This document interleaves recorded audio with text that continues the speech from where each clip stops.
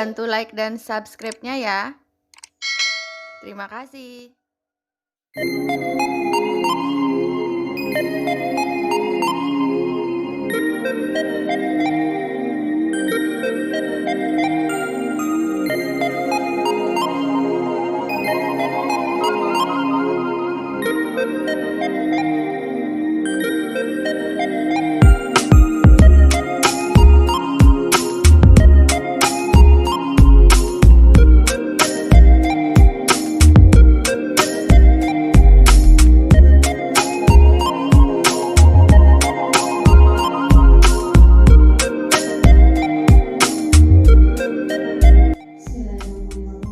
Assalamualaikum warahmatullahi wabarakatuh. Salam sejahtera untuk kita semua. Kepada yang kami hormati Bapak Sutiana SPD selaku Kepala Sekolah SD Negeri Sadarayu 02 Kecamatan Majenang. Yang kami hormati Ibu-ibu guru SD Negeri Sadarayu 02 Kecamatan Majenang. Pertama-tama marilah kita panjatkan puji syukur kepada Allah Subhanahu wa Ta'ala yang telah melimpahkan rahmat hidayah serta inayahnya kepada kita semua, sehingga pada kesempatan pagi ini kita dapat berkumpul dalam acara sosialisasi pendidikan guru penggerak modul 3.1 pengambilan keputusan sebagai pemimpin pembelajaran. Acara yang pertama yaitu pembukaan, acara yang kedua sambutan ketua panitia, acara yang ketiga penyampaian materi, acara yang keempat doa, dan acara yang kelima penutup. Untuk acara yang pertama kita buka dengan bacaan basmalah bersama-sama. Bismillahirrahmanirrahim. Warahmatullahi wabarakatuh.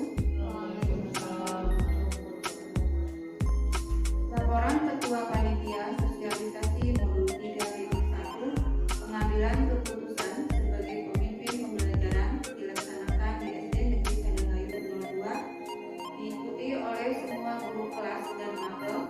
Semoga kegiatan sosialisasi ini berjalan lancar dan bermanfaat bagi kemajuan pendidikan khususnya di SD Negeri Sadarayu 02 dan kemajuan pendidikan di Indonesia pada umumnya. Demikian laporan Ketua Panitia. Wassalamualaikum warahmatullahi wabarakatuh.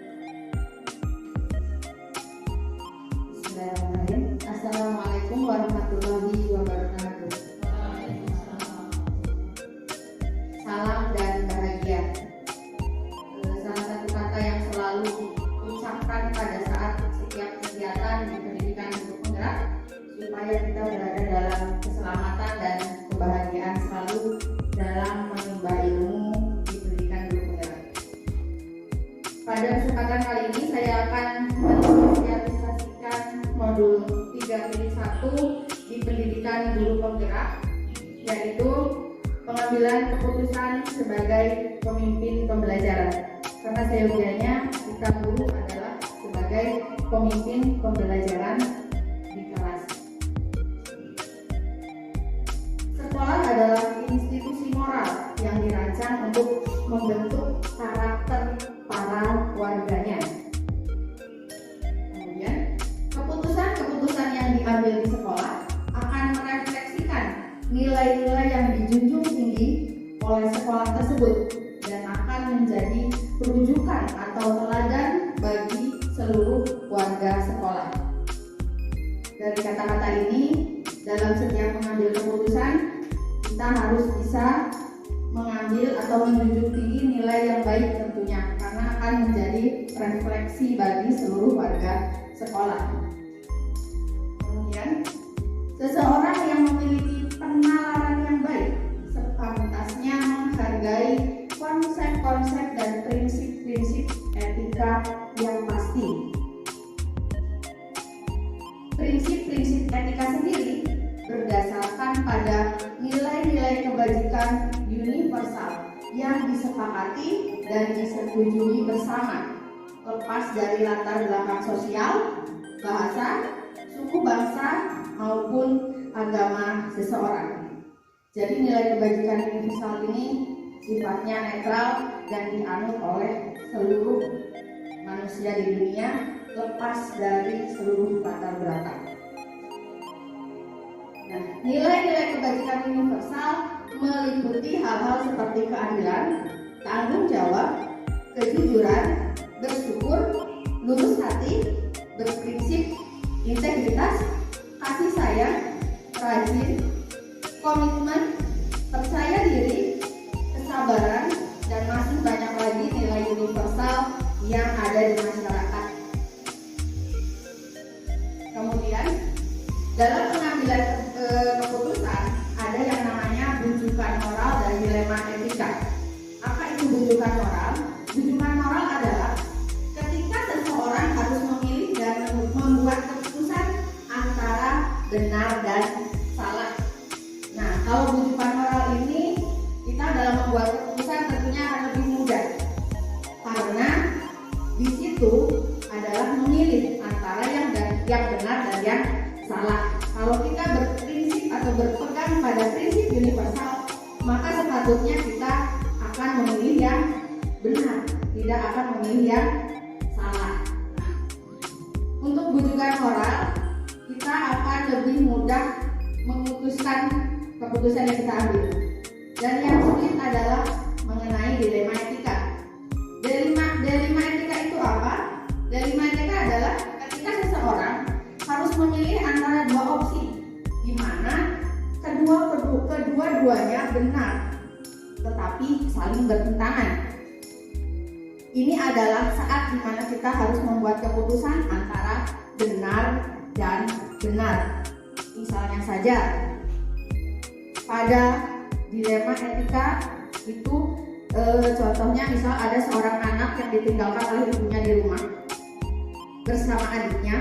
Ibunya sedang pergi ke sebuah tempat, kemudian ibunya meminta kakaknya menjaga adiknya dan tidak boleh keluar dari rumah sampai ibunya datang. Tetapi pada saat ibunya di luar dan belum datang, hujan turun deras dan dia melihat seorang anak kecil yang akan terseret masuk ke selokan. Maka di dalam dirinya ada dua dilema. Yang pertama, benar jika dia tidak keluar rumah karena dia mematuhi peraturan ibunya. Tapi benar juga kalau dia menolong anak kecil yang hampir terseret oleh air di selokan dari segi kemanusiaan. Nah, ini contohnya. Di sini nanti kita akan belajar lebih banyak karena dilema etika ini ada 4 paradigma yang biasanya terjadi di masyarakat dan tentunya terjadi di ruang kelas kita masing-masing. Nah, yang pertama adalah individu lawan masyarakat, individual vs community. Bagaimana membuat pilihan antara apa yang benar untuk satu orang atau kelompok kecil dan apa yang benar untuk yang lain, kelompok yang lebih besar. Nah, di sini kita harus memilih. Dan pilihan kita akan merefleksikan nilai universal yang kita anut. Di sini dua-duanya benar. Benar untuk satu orang dan benar untuk banyak orang. Tinggal kita yang memutuskan. Kemudian paradigma yang kedua, rasa keadilan lawan rasa kasihan. Memilih antara keadilan dan perlakuan yang sama bagi semua orang di satu sisi dan membuat pengecualian karena kemurahan hati dan kasih sayang di sisi lain. Misalnya saja, kita datang terlambat. Adil apabila kita dimarahi. Tetapi kita juga akan melihat kenapa datang terlambat. Mungkin karena di jalan menolong orang lain. Nah, di situ maka kemurahan hati kita untuk memaafkan yang terlambat itu karena alasan yang baik. Nah, kita memutuskan antara menghukum atau bukan menghukum. Kita memutuskan antara memberikan sanksi atau konsekuensi atas terlambatnya dia atau memberikan pengecualian karena dia mempunyai alasan untuk keterlambatannya. Nah, di sini kita memutuskan berarti antara rasa keadilan lawan rasa kasihan. Paradigma yang ketiga, kebenaran lawan kesetiaan. Membuat pilihan antara berlaku jujur dan berlaku setia atau bertanggung jawab kepada orang lain. Kita mau jujur atau karena kesetiaan kita tidak jujur. Itu pilihan juga.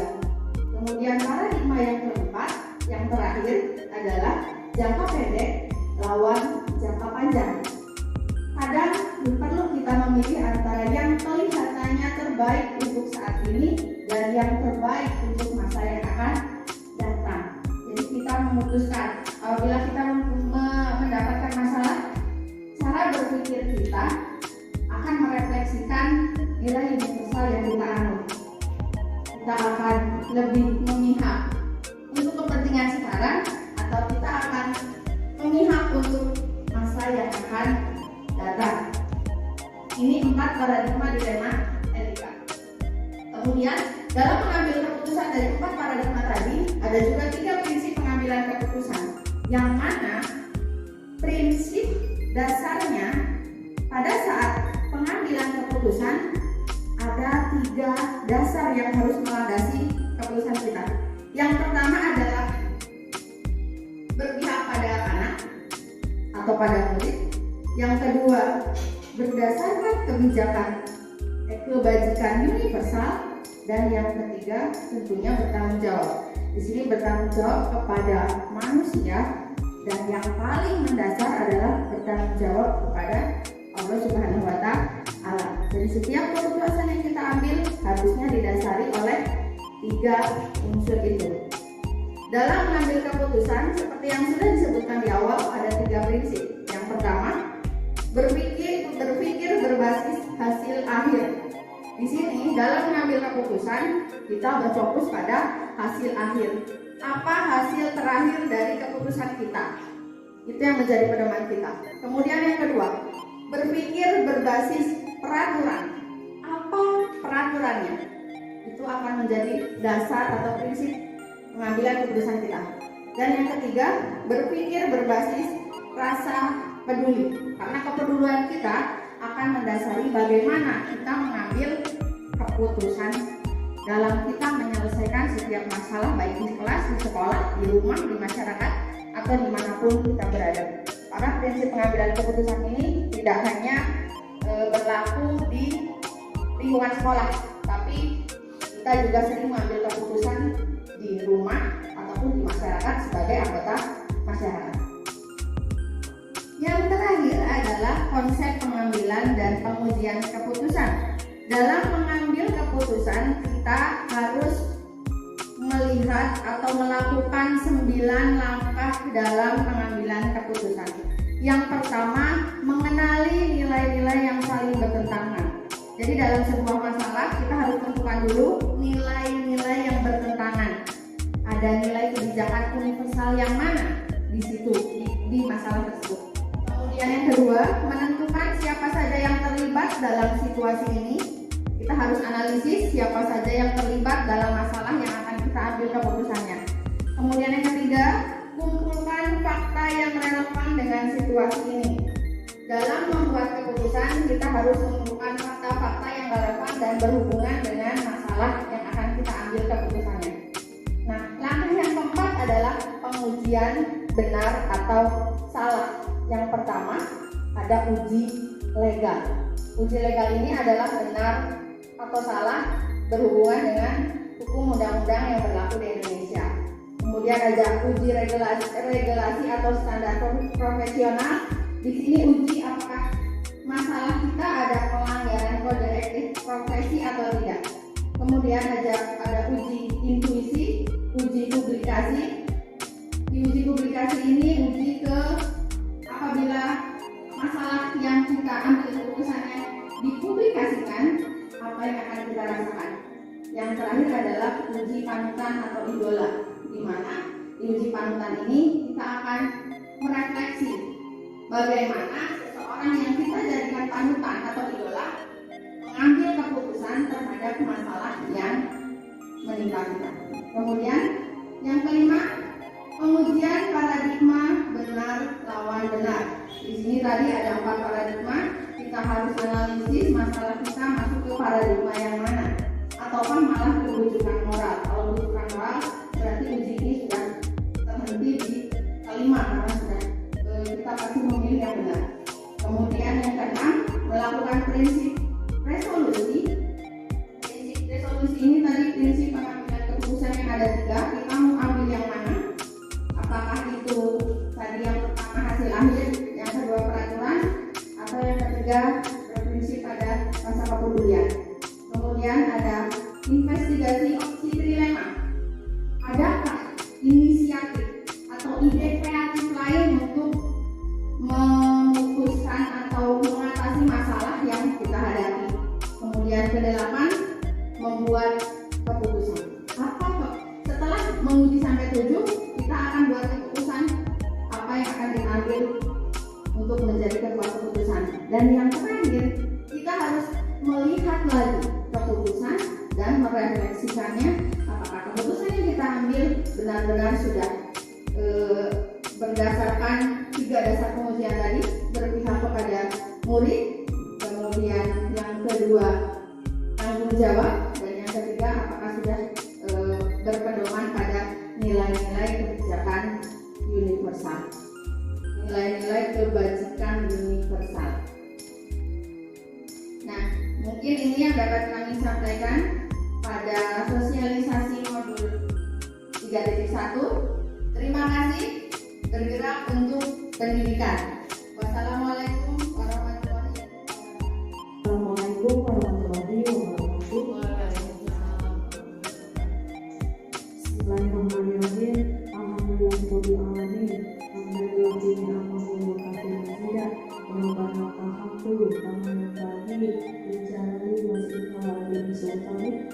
Allahumma shalli ala sayyidina Muhammad wa ala ali sayyidina Muhammad. Allahumma rabbana taqabbal minna salatana wa siyamana wa ruku'ana wa sujudana wa tafsirana ya Allah ya rabbal alamin. Rabbana la tu'akhidhna wa la tu'akhidhna wa tarhamna wa qulna al-muslimin wa rabbana atina hasanah wa fil akhirati hasanah wa qina adzabannar. Subhana rabbika rabbil izzati amma yasifun wa salamun alal mursalin walhamdulillahi alamin.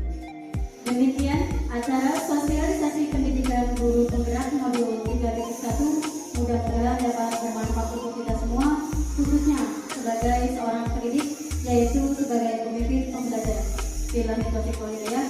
Wassalamualaikum